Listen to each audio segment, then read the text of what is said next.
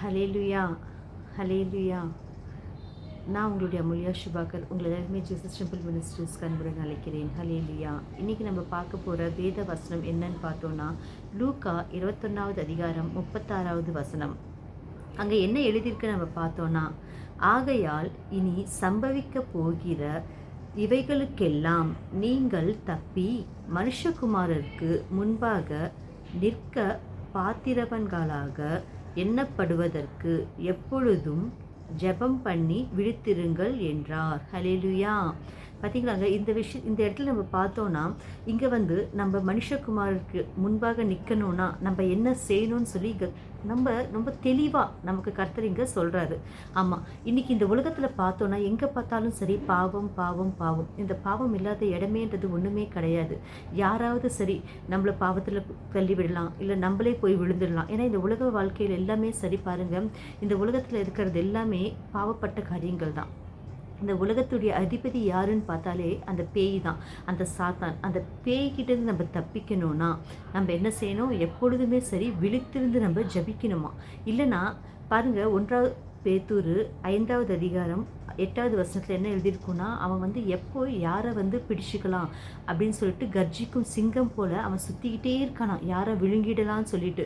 ஆமாம், எப்போ யார் கிடைப்பா, எப்போ எந்த கர்த்தருடைய பிள்ளை கிடைக்கும், அவங்கள நம்ம விழுங்கிடலாம், நம்மளுடைய ராஜ்யத்துக்குள்ளே சேர்த்துக்கலாம் அப்படின்னு சொல்லிட்டு எந்த நேரம் பார்த்தாலும் சரி அவன் என்ன பண்ணுவான்னா, எப்போ கர்த்தருடைய பிள்ளைங்களை அவன் சுற்றிக்கிட்டே இருப்பான். ஏதோ ஒரு பிரச்சனையை கொண்டு வந்துக்கிட்டே இருப்பான். அந்த பிரச்சனைகளால் நம்ம எங்கேயாவது தவறி போயிடுவோமோ, எங்கேயாவது நம்ம சாத்தான் கையில் கிடைச்சிடுவோமோன்னு சொல்லிட்டு அவன் அவனுடைய வேலையை அவன் தொடர்ந்து செய்துக்கிட்டே இருக்கான். ஆனால் பாருங்கள், அந்த சாத்தான் நம்ம கிட்ட வரக்கூடாது, நம்ம அவன்கிட்ட கிடைக்கக்கூடாது, நம்ம தீர்ப்பில் போய் நிற்கக்கூடாது. கர்த்தருக்கு எதிராக போய் நம்ம நிற்கிறப்போ நம்ம கர்த்தருடைய பிள்ளையா, அவருக்கு பிடிச்ச பிள்ளையா நம்ம நிற்கணுமே தவிர சாத்தானுடைய பிள்ளையா இல்லை தீர்ப்பில் போய் நின்றுட்டு வெக்கப்பட்டு அவர் முன்னாடி நம்ம நிற்கக்கூடாதான். ஆமாம், ஏன் சொல்கிறாருன்னா, அவர் என்ன சொல்கிறாரு, நீங்கள் விழித்திருந்து ஜபிச்சிங்கன்னா உங்ககிட்ட அந்த சாத்தான் வராது. நீங்கள் விழித்திருந்து ஜபிக்க சொல்ல என்னுடைய ரட்சணை, என்னுடைய வல்லமையான சட்டைகள் உங்களை பாதுகாக்கும்னு சொல்கிறார் அவர். ஆமாம், நம்ம எப்போ விழித்திருந்து ஜபிக்கிறோமோ அப்போ எல்லாமே கர்த்தருடைய கிருபை, ஆசீர்வாதம் எல்லாமே நம்மளை சூழ்ந்து இருந்து நம்மள ஒரு ரட்சணையாக, ஒரு கேடயமாக நம்மளது காத்துக்கிட்டே இருக்கும். இன்னைக்கு நிறைய பேர் என்ன செய்வாங்கன்னா, ஒரு கஷ்டம் வந்தப்போ, ஒரு வேதனை வந்தப்போ சோர்ந்து போயிடுவாங்க, ஜபிக்க முடியாமல் இருக்கும். அந்த மனசில் இருக்கிற அந்த வேதனை, அந்த சோதனை, அந்த கஷ்டம் இதெல்லாம் மனசு ரொம்ப பாரமாக ஆனப்போ ஜபிக்க கூட முடியாது. ஏன்னா என்னப்பா ஒரு மாதிரி இருக்கே, ஜபிக்க முடியலையே, ரொம்ப கஷ்டமாக இருக்கே, எப்படி இதிலிருந்து வெளியில் வருது, எப்படி வரணும்னா நமக்கு இந்த உலகத்தில் இருக்கிறதுனால சாத்தான் நம்மளை படுத்திக்கிட்டே தான் இருப்பான். ஆனால் அந்த துன்பங்கள் எல்லாத்துலேருந்துமே சரி நம்ம வெளியில் வரணும்னா நமக்கு கொடுத்த ஒரு ஆயுதம், நமக்கு கொடுத்த ஒரு வெப்பன் என்னன்னா இந்த ப்ரேயர் தான். பாருங்கள், மோஸ்ட் பவர்ஃபுல் ஒரு வெப்பன் என்னன்னா இந்த ப்ரேயர் மட்டும்தாங்க. இந்த ஜெபத்தை நம்ம எப்போ வச்சு இருக்கோமோ அப்போது இந்த சாத்தானை நம்ம ஈஸியாக தோத்தடிக்க முடியும்.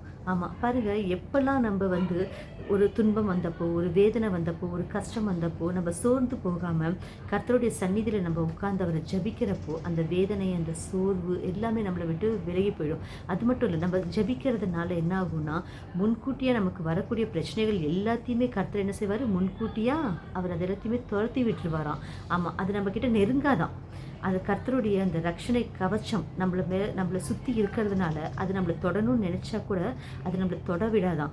ஏன்னா அது கிட்ட வந்தப்பவே அந்த ஜெபம் நம்ம போடுற அந்த தூபம் கர்த்தருடைய சந்நிதிக்குள்ள போகிறப்போ அது என்ன செய்யுமா, நம்மளை சுற்றி ஒரு அனல் போல் நம்மளை பாதுகாக்குமாங்க.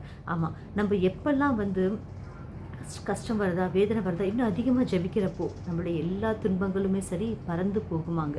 எந்த பேயுமே நம்மக்கிட்ட வராது, எந்த ஒரு சாத்தான் காரியங்களுமே நம்மக்கிட்ட வராது. நம்ம எப்போவுமே சரி சந்தோஷமாக இருக்கலாம். அது மட்டும் இல்லை, கர்த்தர் சொல்கிறாரு, நான் எப்போ வருவேன்னு சொல்லி உங்களுக்கு யாருக்குமே தெரியாது இல்லையா, நான் எந்த நேரத்தில் வருவேன்னு சொல்லி தெரியாது இல்லையா.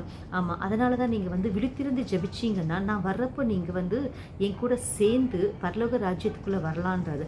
அது மட்டும் இல்லை, நான் யாருக்குமே சொல்லாமல் வரல, நான் எல்லாருக்குமே உங்ககிட்ட சொல்கிற மாதிரி தான் எல்லாருக்கிட்டையுமே நான் சொல்லிக்கிட்டு தான் இருக்கேன். நான் எப்போ வருவேன்னு சொல்லிட்டு நான் யாருக்குமே சொல்லிட்டு வரமாட்டேன், நான் எப்போ வேணால் வருவேன். அதனால் நீங்கள் விழித்திருந்து ஜபிச்சிங்கன்னா என்னுடைய ராக்கடையில் நான் வர்றப்போ உங்களை எல்லாரையுமே நான் கூட்டிகிட்டு போவேன்னு சொல்கிறாரு.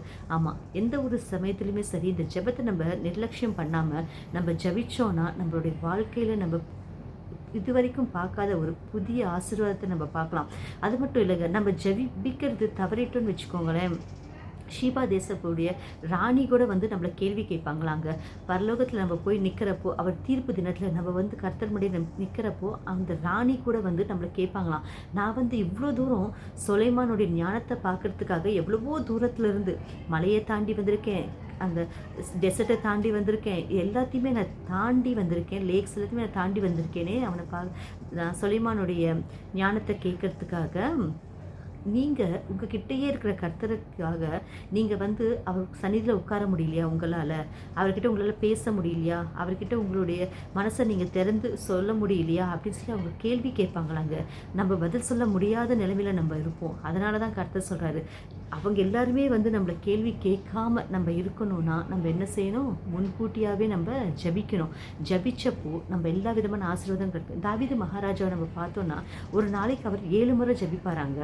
ஆமாம், பாருங்கள், 7 முறை ஜபிப்பாராம். அவர் ஜபிக்கிறதுனால தான் அவர் எந்த ஒரு கஷ்டம், எத்தனை ஒரு வேதனைகள், எத்தனை ஒரு துன்பங்கள், அவர் பட்ட கஷ்டம் எதுவுமே இது வரைக்கும் பைபிளில் யாருமே படலையாம். அந்த அளவுக்கு அவர் கஷ்டப்பட்டுருக்காராம். அத்தனை கஷ்டங்கள் இருந்து அவளை வெளியில் கொண்டு வந்தது என்ன தெரியுமாங்க? இந்த ஜபந்தான். இன்றைக்கி நம்ம கூட வந்து நமக்கு இருக்கிற கஷ்டங்களை நம்ம பார்க்காம இந்த ஜபத்து மேலே கான்சன்ட்ரேஷன் பண்ணப்போ கண்டிப்பாக நம்முடைய வாழ்க்கை எல்லாமே புதுசாக மாறுபடுங்க. ஜபிச்சுக்கலாமா? ஸ்தோத்திரம் தேவனே இயேசப்பா, ஸ்தோத்திரம் ஐயா. பரிசுத்த ஆவியானவரே, ஸ்தோத்திரம் தேவனே. ஆமாம் ஐயா, ஐயா எங்களுக்கு ஜபிக்கிறதுக்கு சக்தியை கொடுங்க ஐயா. எங்ககிட்ட இருக்கிற ஒன்றே ஒன்று மட்டும்தான், அது ஜபிக்க மட்டும்தான் தெரியும் ஏசப்பா. ஆமாம், ஏதோ ஒரு சமயத்தில் நாங்கள் ஒரு சோர்ந்து போய் ஜபிக்க முடியாமல் இருக்குமோ, அந்த மாதிரி நேரத்தில் நீங்கள் எங்களுக்கு துணையாக வந்து பரிசுத்த ஆவியானவரே எங்களை ஜபிக்கிறதுக்கு கிருபையை காட்டுங்க. தகப்பனோட சேர்ந்து இணைஞ்சு நாங்கள் ஜபிக்கிற கிருபை எங்களுக்கு கொடுங்க தேவனே. எல்லா விதமான ஆசீர்வாதங்களும் எங்களுக்கு கொடுங்க.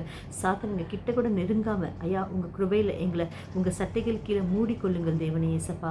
பாதுகாப்பு கொடுங்க, ஆசீர்வாதம் கொடுங்க. எங்கள் குடும்பங்களை எல்லாருமே நீங்கள் ஆசீர்வதிங்க தேவனே. நோயால் இருக்கிற எல்லா பிள்ளைங்களும் நீங்கள் தொட்டு இப்போவே குணப்படுத்துங்க. ஆசீர்வாதமாக அவங்க வாழ்க்கையை நீங்கள் மாற்றுங்க ஐயா. இயேசு கிறிஸ்துவின் நாமத்தில் இப்போவே எங்களுடைய கர்த்தரின் நாமத்தால் இப்போவே ஏசப்பா நீங்கள் ஆசீர்வதிப்பதற்காக நன்றி தேவனே. இயேசுவின் நாமத்தில் உங்கள் நாமத்தில் கேட்டால் எல்லாத்தையும் கொடுப்பேன்னு சொல்லியிருக்கீங்க இல்லையா? இன்றைக்கி நாங்கள் கேட்குறோம் தேவனே, நீங்கள் எல்லாத்தையும் கொடுத்து எங்களை எல்லாரையும் ஆசீர்வதிப்பதற்காக நன்றி தேவனே. ஆமேன், ஆமேன், ஆமேன். Praise the Lord.